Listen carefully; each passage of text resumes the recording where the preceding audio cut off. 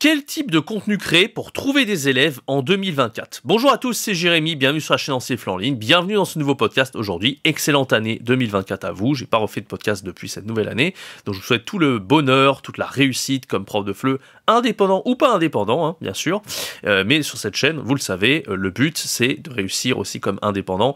Si vous êtes prof de FLE en présentiel, c'est aussi le cas de beaucoup d'entre vous. Vous pouvez également aspirer à gagner plus, à arrondir vos fins de mois en faisant des cours en plus en ligne, et c'est très facile de trouver des élèves, vous le savez. Et aujourd'hui, on va parler d'une des stratégies pour trouver des élèves. Alors, il en existe pas mal. On a la prospection, les plateformes en ligne, on a beaucoup parlé. On a le bouche à oreille également qui marche pas mal.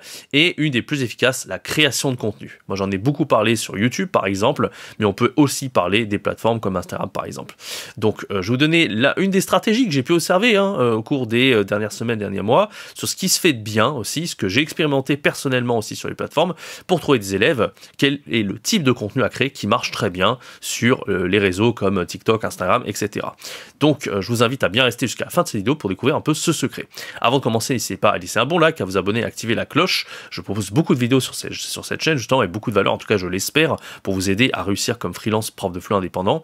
Et également, rejoignez ma formation gratuite, 3 jours pour se lancer comme prof de FLE en ligne, sans expérience et en partant de zéro, avec conseils, astuces, plans d'action sur 3 jours, je vous accompagne pour vous lancer comme prof de FLE et vivre de votre passion comme nomade digital à partir de zéro. N'hésitez pas, c'est le premier lien dans la description. Alors, sans plus attendre, révélons un peu cette stratégie de création de contenu. Qu'est-ce qui fonctionne bien? Qu'est-ce que moi j'ai testé? Je vais vous dire tout. Alors moi, j'ai pu observer aussi les profs qui réussissaient bien sur les plateformes, quel type de contenu ils faisaient. Bien sûr, vous savez, moi j'aime beaucoup Français avec Pierre, je trouve, déjà c'est le numéro 1 sur le papier, je trouve qu'il est, il est assez fort en fait, il est assez polyvalent, voilà, il est à la fois prof de FLE, très pédagogue, mais en même temps c'est un excellent créateur de contenu, et typiquement lui, il fait 4 types de contenu de FLE sur les réseaux, Instagram, TikTok par exemple.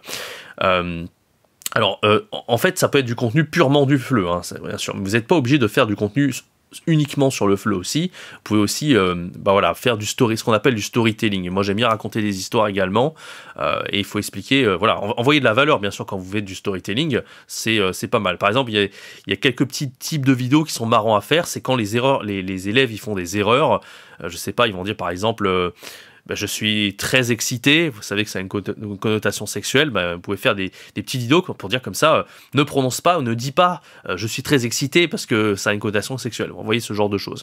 Moi j'avais, avec un ami, on avait fait une vidéo qui avait assez bien marché, parce que c'était des apprenants qui avaient dit dans mon temps libre, moi j'aime bien caresser ma chatte. Vous voyez ce genre de choses, ça peut être assez marrant, de faire la correction d'erreur comme ça, mais en même temps de raconter l'histoire. Il y a telle étudiante qui a dit caresser ma chatte et moi j'ai été choqué, etc. Ça peut maintenir l'attention, et c'est vraiment ce genre de contenu qui marche assez bien en général sur les réseaux. Sinon, qu'est-ce que fait notamment France avec Pierre? Qu'est-ce que j'ai pu noter de ce qui marchait bien, que j'ai pu également expérimenter de temps en temps, qui marchait très bien?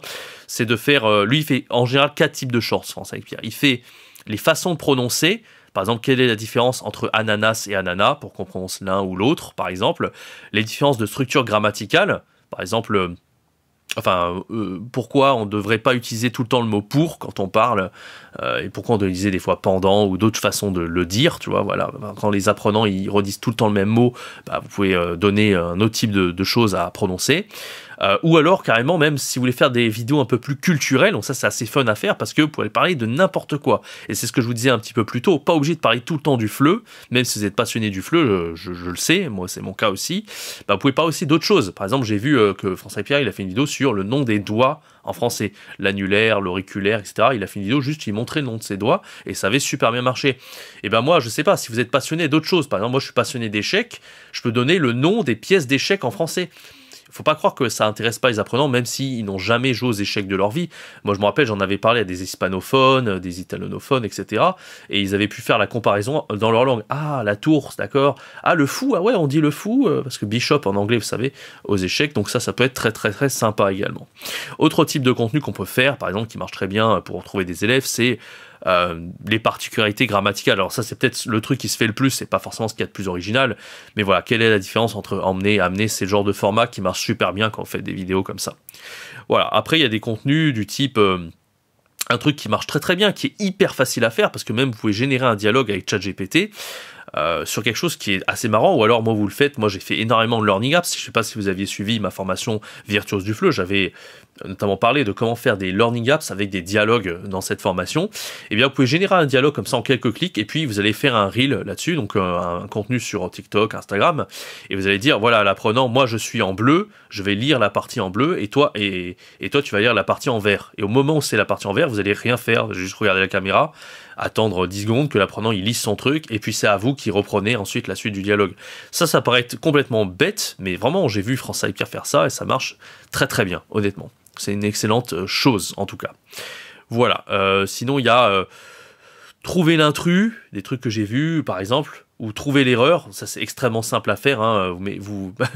Par exemple, voilà, vous écrivez en bas de l'écran, trouve l'erreur, mais vous écrivez erreur avec un seul R au lieu de deux R. L'apprenant, il va devoir dire dans les commentaires et corriger. Ça crée de l'engagement. C'est aussi le type de contenu qui marche super bien. Qu'est-ce qu'on peut avoir d'autre aussi ? Moi, vous savez, sur cette chaîne YouTube, vous pouvez vous inspirer aussi des contenus que j'ai fait pour vous, les enseignants de FLE, mais juste le tourner vers les élèves. Par exemple, les meilleures chansons pour apprendre le français, les 7 chansons, ou les 3 chansons, c'est pas obligé d'en prendre 7. Hein. Vous faites des tops, les tops, ça marche très bien aussi sur les réseaux sociaux. Donc vous savez, il y a vraiment pas mal de contenu. Moi, je comptais aussi faire des trucs pour les élèves qui sont un peu plus sophistiqués, que j'ai pas mal fait ces derniers temps d'ailleurs. C'est les analyses, en fait, de vidéos. Par exemple, moi, je prends un apprenant qui commence à parler français, ou un youtubeur assez connu qui se lance un challenge de 90 jours pour apprendre le français, par exemple. C'était le cas avec un apprenant américain qui s'appelait Xiaoma, que j'aime beaucoup. Il avait fait un challenge où il parlait pendant 72 heures non-stop en français. Il était en live et pendant 3 jours, il a jamais arrêté de parler français. Bon, il a fait des pauses, bien sûr, mais il a fait un challenge extrêmement intense. Et j'avais un ami qui lui avait donné un cours de français. Donc moi, je pouvais reprendre ce type de vidéo et faire une petite analyse. Ah là, il a fait cette erreur ici. Là, c'est vraiment pas mal, vous voyez, parce qu'il cherche, il essaie de se mémoriser en faisant des gestes, des trucs. Donc voilà, vous pouvez faire ce type de vidéo, ça peut être extrêmement utile également. Voilà, donc voilà quelques petites idées pour vos créations de contenu sur les réseaux. N'hésitez pas, parce que c'est vraiment quelque chose qui marche super bien de créer du contenu pour trouver des élèves. Je vous invite à le faire. Et vous voyez, ça peut être des vidéos extrêmement simples. Hein, pas besoin, voilà, la dernière que je vous ai dit, c'était le plus sophistiqué. Mais par exemple, créer un dialogue, moi je lis une partie et l'étudiant il en lit une autre, ça c'est super simple à faire. Trouve l'erreur en bas de l'écran, trouve l'intrus par exemple. Le nom de des doigts par exemple, comme avait fait François et Pierre, vous pouvez faire autre chose, hein. Le nom des je sais pas quoi, le nom des animaux de quelque chose, le nom des couleurs, enfin ce que vous voulez. En tout cas, il y a beaucoup de choses à faire, il y a énormément de contenu à faire, et ça peut être une excellente idée. Là, vraiment, ce que je vous dis là, c'est ce que j'ai observé qui marche le mieux. Donc c'est pour ça que je pense que ce podcast peut avoir vraiment beaucoup de valeur pour vous, parce que vous pourrez très bien regarder par vous-même, ou même demander à ChatGPT, donne-moi une liste de vidéos à faire, et vous le faites. Mais honnêtement, moi, si je devais faire à fond les élèves, vous savez que c'est pas encore le cas, mais bientôt je vais lancer peut-être une autre chaîne en parallèle avec les élèves pour vous faire part de mes progressions et comment j'arrive à trouver des élèves, comment j'arrive à monétiser tout ça. Mais en tout cas, de tout ce que j'ai vu, c'est ce qui fonctionne extrêmement bien. Voilà, j'espère que ce podcast vous aura plu. N'hésitez pas à laisser un bon like, à vous abonner, à activer la cloche et à rejoindre ma formation gratuite 3 jours pour se lancer comme prof de FLE en ligne en partant de zéro, avec le plan d'action que je vous ai proposé. Quant à moi, je vous donne rendez-vous très bientôt pour une prochaine vidéo, un prochain podcast. C'était Jérémy. Ciao, bye bye.